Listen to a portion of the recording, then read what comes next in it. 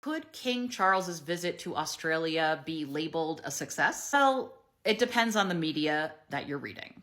We're going to take a look at a little what the papers in the States are saying versus the UK media. To be clear,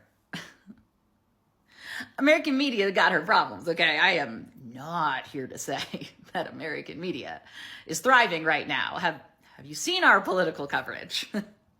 The Daily Mail says, royal couple tickled by warmth of Oz welcome. The first name listed there is the domestic Royal Rota captain and allegedly kind of a pet to Queen Camilla. Time and time again, she rarely writes a critical word of Camilla, including the Queen's 3,000-pound spa break before tour starts. And it's framed as her enjoying a week-long holistic holiday in India. Okay, time to play everyone's favorite game. How would this have been framed if it was Meghan Markle? Meghan ditches Harry before important royal tour to spend thousands of pounds at a spa. Isn't it interesting, too, how the holistic practices of Charles and Camilla are framed and the crunchy, psycho, out-of-touch Montecito norms? I'm not saying that there weren't people extremely excited to have the king and queen in town, but some of this does kind of feel like lying about crowd size to make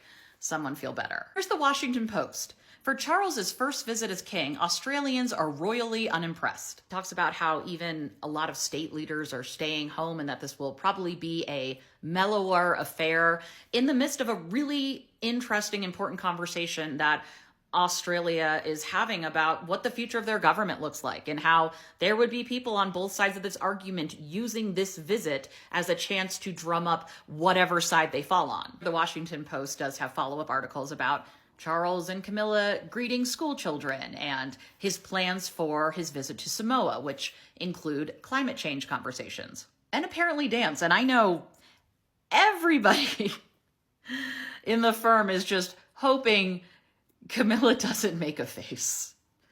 And I know that there are people saying, how can you compare a Washington Post article to the Daily Mail? That's a tabloid. Of course, it's going to read more sensational, less straightforward. Do not pose questions to myself that I do not already have the answer for. Here's the Telegraph in regards to an incident that happened yesterday.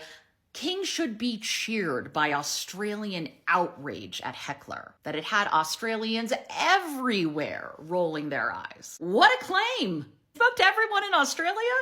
It was all going so well. The King and Queen's visit to Australia had begun with cheering crowds and waving flags. Talk about republicanism had all but fizzled out. Is this reporting, or are you writing a fantasy novel in your spare time like the guidance counselor in 10 Things I Hate About You? Now here's an American paper. You are not my king. Indigenous Australian senator yells at visiting King Charles. Notice the pictures that they use. Check out the picture here and how they don't even say, by the way, this was a senator, an Indigenous Australian. Also important to note, it's in the Los Angeles Times, but it comes from the Associated Press. Associated Press is a wire. This provides factual reporting that they can put into an article and publish. This is not coming from a royal editor or a staff member. This is coming from the Associated Press. It mentions that among the things that she yelled, "This is not your land, you are not my king," she wants a treaty. Quote from the Associated Press.